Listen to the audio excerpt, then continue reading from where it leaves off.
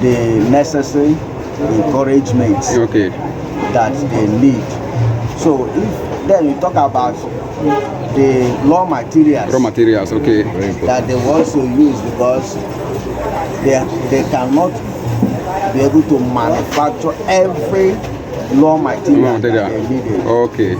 So that is where you have to look at the cost of the exchange rate. Also use to import those raw materials. So if the cost is down and it's being imported here, because one of the things we have, one of the discouragements we do have is that by the time you import the raw materials, other costs here, at the end of the day you discover that it is almost the same price from what it is being sold. So you will not be encouraged to. Thank you so much. So this is African technology development. We are here to see a way we can elevate African from consumption continent, let's say Nigeria, to a production country. Okay, so we come in to meet those people, those innovators and inventors in the market. Do you think that they will buy the idea of coming together and try to bring the idea together and begin to see how they can also help to innovate or invent an idea which they have in order to enhance our local product to to meet up the foreign products? You see, the problem we have in Nigeria is not the masses. It's from the government. Go to Burkina Faso. The president is doing very well. So it's leading and others are following. So if you want to make things right, the government have to start it. So in the situation where the government are not interested to do that, and can we as individual empower and see how we can elevate ourselves in order to catch up with this thing? That will happen on an individual basis. But we cannot achieve the desired results. Based on individual perspectives. Okay, sir. We would like to round up this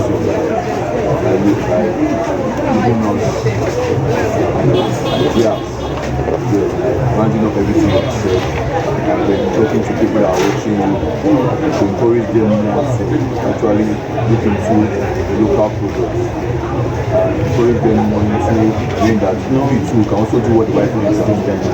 So you just need to everything that you just said, just need to just a non-share, just can talk to people.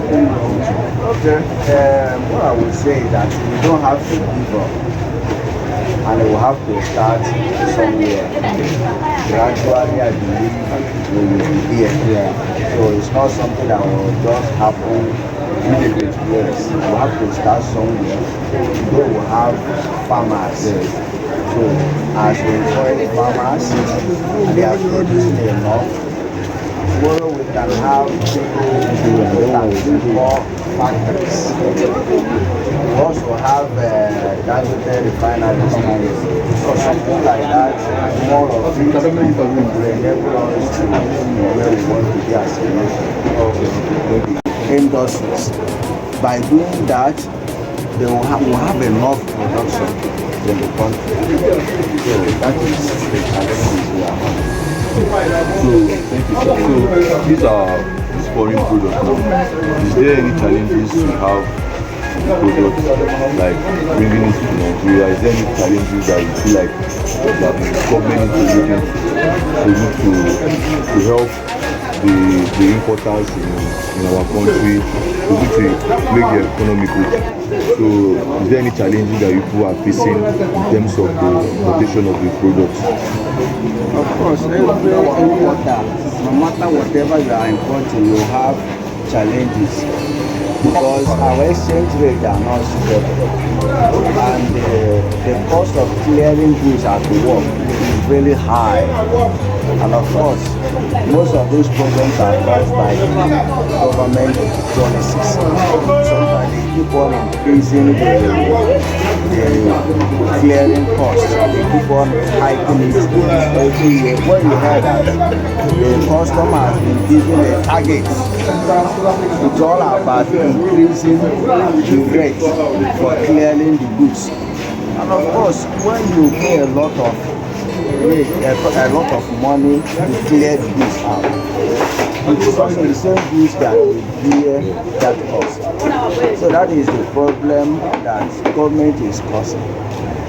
The cheaper the clearing cost, the cheaper the products in the market, and that if we can be able to clear the goods at a very good price, of course it will positively affect the price.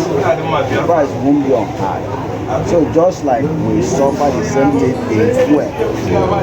in fuel that is being imported, the same thing happens to every other things. And of course, when the exchange rate and the high cost of clearing or freight, when it affects the goods that is imported, it also affects the local production.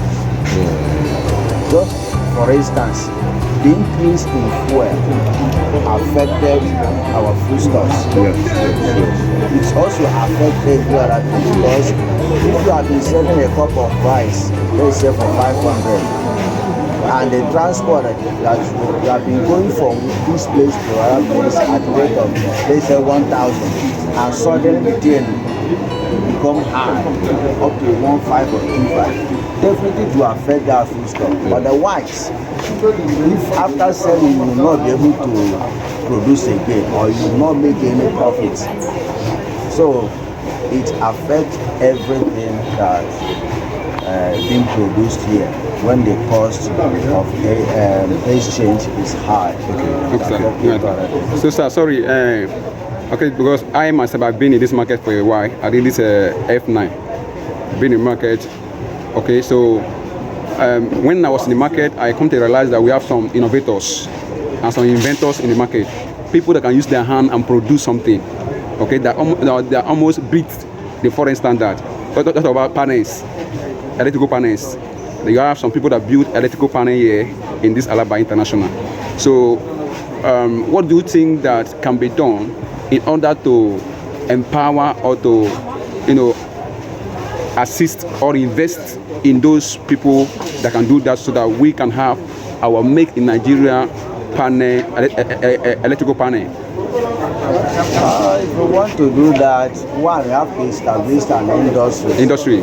Okay. Then you have to encourage them by organizing seminars to them, whereby they can empower. Okay. They can have some more experience. Okay. On how to produce. How to manufacture. Yes, and then we also talk about